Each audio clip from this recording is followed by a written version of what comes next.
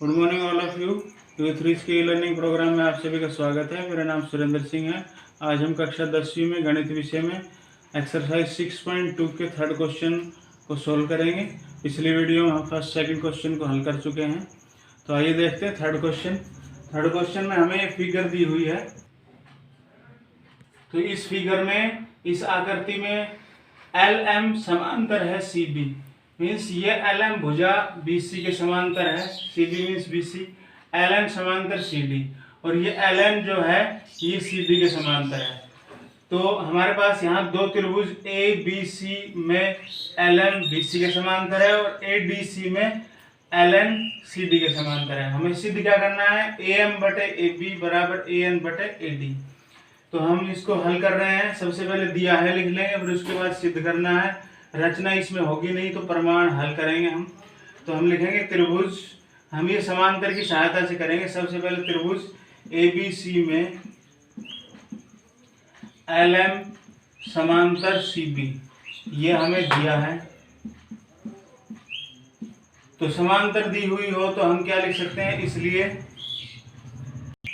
इसलिए जो है ये दो समांतर हैं, तो AL upon LC, AL upon LC किसके इक्वल होगा? AM upon MB। ये किसके कारण किया है हमने? थेल्स प्रमेय द्वारा। थेल्स प्रमेय में हमें ये कहा गया था कि त्रिभुज की किसी भुजा के समांतर कोई रेखा खींची जाए तो अन्य दोनों भुजाओं को समान अनुपात में विभाजित करेगी। तो ये CB के समांतर है, तो ये AB और AC को समान अनुपात में बांटेगी। तो AL अपॉन LC बराबर AM अपॉन MB। इसी प्रकार हम सेकंड त्रिभुज लेंगे, ये इसको हम समीकरण 1 लिखेंगे यहाँ। इसी प्रकार त्रिभुज ADC में हमें क्या दिया हुआ है? LN समांतर CD, ये हमें दिया है। इसलिए हम थेल्स प्रमेय द्वारा क्या लिख सकते हैं? इसलिए AL अपॉन LC किसके इक्वल लिख सकते हैं? AN upon ND। समीकरण इसको 2 लिखेंगे। ये भी हमें कहाँ से प्राप्त हुआ? थेल्स प्रमेय द्वारा। तो अब समीकरण 1 और 2 में ध्यान देंगे। हम देखेंगे 1 और 2 में एक साइड इक्वल है तो हम दूसरी साइड को इक्वल रख सकते हैं।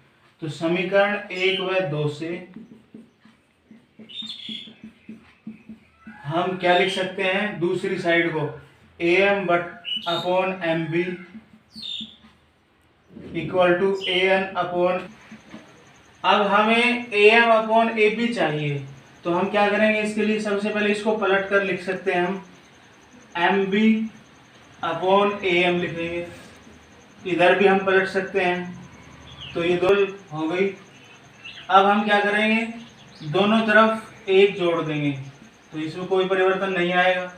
तो हम इसके अपॉन 1 किया, इसके अपॉन 1। अब हम एलसीएम लेंगे तो AM आ गया एलसीएम। ये MB same to same plus AM की 1 से मल्टीप्लाई होगी, AM लिखा जाएगा इक्वल टू इधर AN आ गया एलसीएम, तो ND सेम रहेगा प्लस ND प्लस AN को 1 से मल्टीप्लाई AN।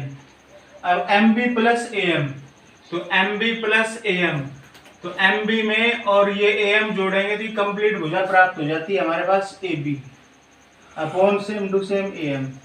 इसी प्रकार ND plus AN, ND plus AN, तो ये कंप्लीट भुजा, इसको लिख सकते हैं AD, जोड़ आ गया हमारे पास अपॉन AN। अब हम इसको पलट देंगे तो AM अपॉन AB लिखा जाएगा और इधर AN अपॉन AD लिखा जाएगा। इस प्रकार ये अतः सिद्ध होता है।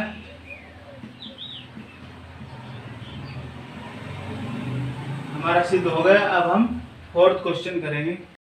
फोर्थ क्वेश्चन में दिया है आकृति में DE समांतर AC। हमारे पास ये फिगर है, तो इसमें DE जो ये भुजा है ये AC इसके समांतर है और DF समांतर AE, ये जो DF है ये AE के समांतर है।